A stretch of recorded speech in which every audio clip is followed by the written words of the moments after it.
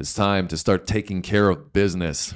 Or maybe we'll just leave that up to Bachman-Turner Overdrive. We got BTO. We're coming back to them for the third time on this one, and we have arrived yet again from the members. They are huge BTO fans. Yes. Shout out to all you members there. And what other songs have we done, Sam? We have done Let It Be and Ain't Seen Nothing Yet. That's right. And both of those were bangers. This one here sounds like a banger as well. Taking Care of Business. It sounds like it's a working class anthem from what we briefly read about. Yeah. And Randy Bachman is all over this one. Interestingly as well, we read, we don't like to do too much research, but we like to go in with something. We don't want to go in blind. We read that Randy, he is not a pianist, but he does play the piano in this one. So that's pretty cool. I'm interested to see how good it is. And maybe he's just, well, not maybe, clearly he's a natural born musician. Yeah, and they were a Canadian band, and this went to number 12 on the Billboard Hot 100, so crossing over into the U.S. and doing pretty well in the charts. Yeah, that's important because we grew up in Canada. We didn't grow up in Winnipeg, where they're from. Yes. We were on the East Coast, but, well, not on the East Coast per se. Central We're further area. east. Toronto area, but we don't live there anymore. Don't get that confused. We are Canadian citizens, but we don't live in Canada anymore. Now we live in Mexico. So many people talk about that, ask us that. Maybe we'll dive into why we moved to Mexico at some point in the future. Not important right now. Right now, what's really important is that we take care of business on this one. You ready, Sam? I am. Let's do it. Let's go.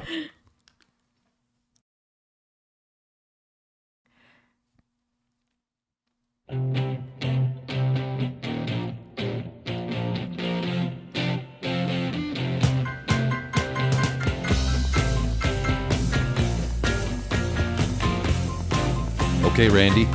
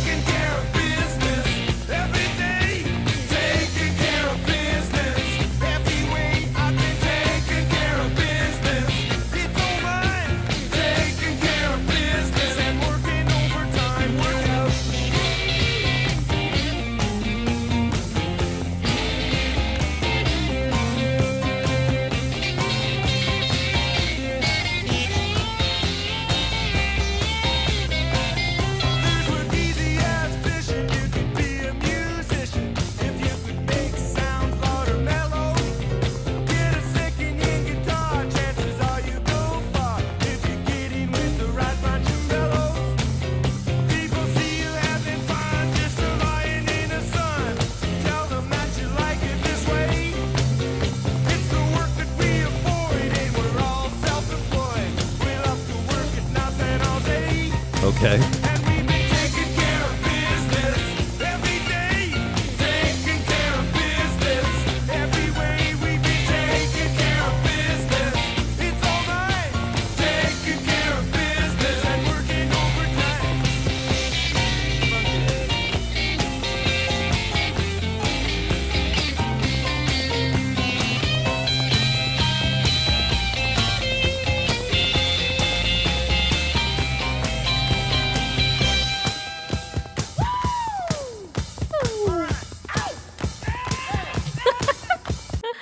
All right, seems like a good time to pause here, giving us a little breather from this heavy, hard-hitting riff. That's what's driving this one for me. I mean, the vocal in the mix is really sitting far back, so much so that I'm having trouble picking up every lyric there. I'm trying to listen intently. Second verse was all about them, apparently, and their music lifestyle.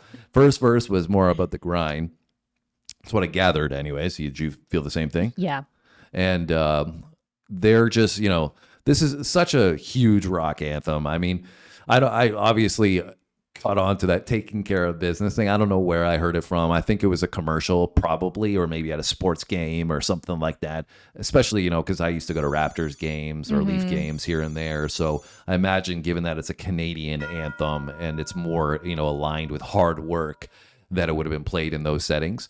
But I didn't recognize, like the back end, the call back to the lyric, the main vocal in terms of what he was saying.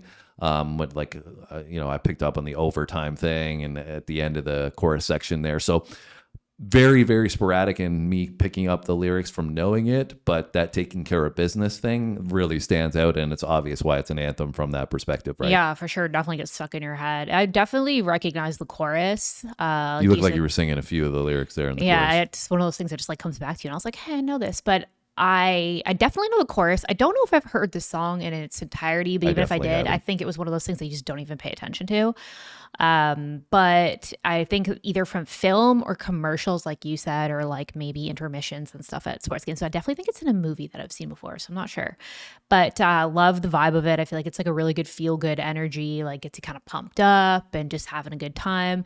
You mentioned the riff. I really like the riff, but I also really like the piano in this. I feel like it gives it another layer that's different than like just the standard rock anthems. Like most rock anthems don't really have that. So it gives it like a little bit of a higher energy, but in a different way.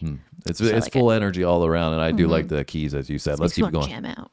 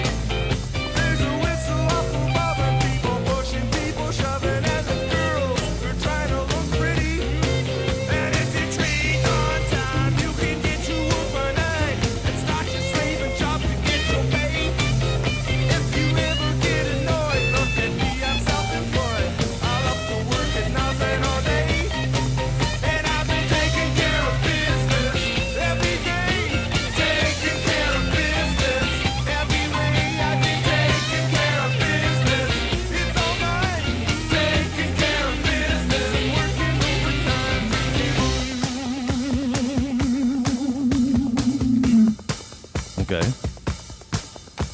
Taking care of business. Woo! Taking care of business. Taking care of business. Yep. Taking care of business. Taking care of business. Every day. Taking care of business. Every way. Taking care of business. It's all mine. Taking care of business. Working overtime. Woo! Taking care of business. Taking care of business. We've been taking care of business. We've been taking care of business. Woo! Taking care of business. Taking care of business.